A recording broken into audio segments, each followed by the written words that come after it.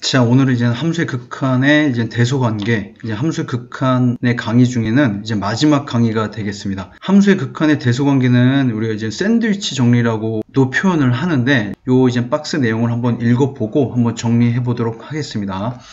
요 fx라는 아이가 이게 알파라는 수정값을 갖고, 이 gx라는 함수도 이제 베타라는 수정값을 가질 때, 이 gx라는 함수가 fx보다는 이제 큽니다. 이제 크거나 같다면 그거에 대한 극한값도 이 gx에 대한 함수의 극한값이 이 fx에 대한 함수의 극한값보다 크거나 같게 된다. 이제 너무나 이제 당연한 얘기죠.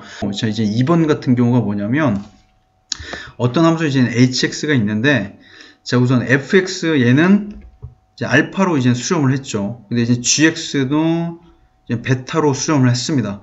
근데 이 알파와 베타 값이 같다라는 얘기죠. 곧 이 베타 값도 뭐가 된다? 만약 알파라면, 자, hx는 이제 gx보다는 이제 작거나 같은 함수고, 이제 fx보다는 이제 크거나 같은 함수예요. 근데 이 gx는 알파에 수렴하고, fx도 알파에 수렴한다면, 이 hx 입장에서는 자기보다 크거나 같은 아이도 알파에 수렴해.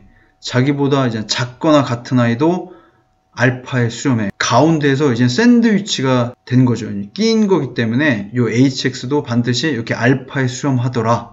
자, 이제 그런 내용입니다. 자, 이제 예제를 보면, 자, 요걸 한번 보도록 하죠. 함수 fx가 다음과 같다. 자, 요 fx라는 아이가 지금 얘보다는 이제 작거나 같죠. 그 다음에 얘보다는 이제 크거나 같네요. 이것을 만족시킬 때, 자, x가 1로 갈 때, 자, fx를 구해라 했네요. 자, 그럼 여기다가 요 세 변에 이제 극한 x는 1로 간다. 얘를 한번 취해보도록 하죠. 그러면, 자, 이렇게 되겠죠? 됐습니까? 자, 이렇게 되고, 자, 부등호는 그대로 유지됩니다. 자, 1번 조건에서, 자, fx 얘보다 크거나 같고 얘보다는 작거나 같으면 각각의 극한을 취하더라도 이 부등호는 그대로 유지됩니다. 맞죠? 자, 그 다음에 x가 1로 가면, 자, 요거에 이제 극한값은 뭐가 되냐면, 자, 1을 대입하면 얘는, 자, 마이너스 2가 되겠네요. 자, 그러면, 자, 가운데 있는 i는 그대로 놓고, 자, 얘는 1을 집어넣으면 얘도 마이너스 2가 되겠습니다. 자, fx 1에서의 극한값은 마이너스 2보다는 작거나 같고 마이너스 2보다는 크거나 같다. 얘가 이제 가운데서 샌드위치가 됐기 때문에 요거의 극한값은 이제 2가 되는 겁니다.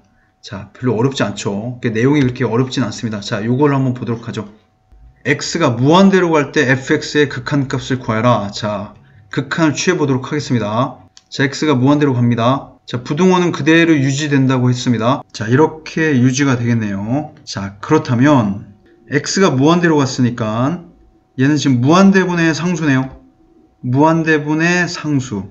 따라서 얘는, 자, 2에 수렴할 것이고, 얘도 x가 무한대로 가면, 자, 무한대분의 상수니까 얘도 이제 0이 되면서 얘도 이제 2에 수렴할 겁니다. 따라서, 자, 리미트 fx, 얘는 2보다는 크고 2보다는 작다. 여기 비록 이제 등호는 빠져 있지만 요 fx는 2보다는 작은 거에 수렴하고 2보다는 큰 거에 수렴한다. 그렇다면 우리는 얘는, 자, 2에 수렴한다라고 할 수 있는 겁니다. 요 등호가 빠졌음에도 불구하고 요 fx가 2로 수렴하는 이유는 여기 밑에 박스에 이제 정리를 하고 있는데, 자, 요 부분을 한번 생각해 보도록 하시죠.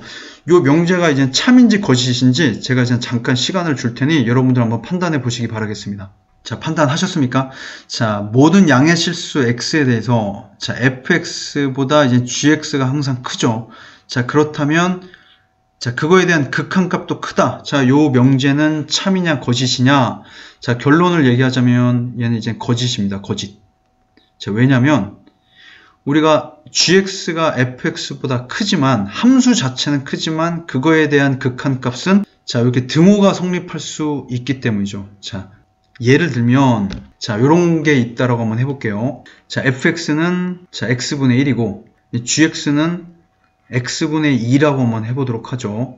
그렇다면, 요 fx, x분의 1은 x분의 2보단 작죠. x분의 2는 fx보다 항상 크지만, 그거에 대한 극한값, 얘에 대한 극한값, 자, 요 놈과, 자, 요거에 대한 극한값, 얘는 둘 다 뭐가 되죠? 자, 0으로 같다. 같아질 수가 있는 겁니다. 자, 굉장히 중요한 내용이고 어떤 함수가 어떤 함수보다 크더라도 그거에 대한 극한값은 같을 수가 있다. 자, 왜냐면 우리가 이제 극한의 본질적인 개념이 목적지라고 했었죠. 목적지. 자, 극한은 목적지를 구하는 문제입니다. 목적지. 자, 요렇게 여기 지금 x분의 2가 있고 여기 자 x분의 1이 있습니다. x분의 2는 x분의 1보다는 뭐 항상 앞서 있지만 얘들의 이제는 최종 목적지는 어디냐면 자 0이 되는 거죠. 0. 비록 x분의 2가 x분의 1보다는 크지만 그거에 대한 극한값은 곧 목적지는 서로 0으로 같을 수가 있다는 얘기죠. 여기 반드시 우리가 이제 등호가 들어가야 되는 이유인 겁니다. 이 샌드위치 정리는 그렇게 개념적으로는 어려운 문제는 아니지만 이 명제에 대한 개념, 이 개념은 우리가 이제 참거짓 판단하는 문제로 간혹 출제되는 개념이기 때문에 여러분들께서는 반드시 익히시기 바라겠습니다. 자, 함수의 극한은 여기서 마무리를 하고 이제 다음 시간부터는 함수의 연속을 공부해 보도록 하겠습니다.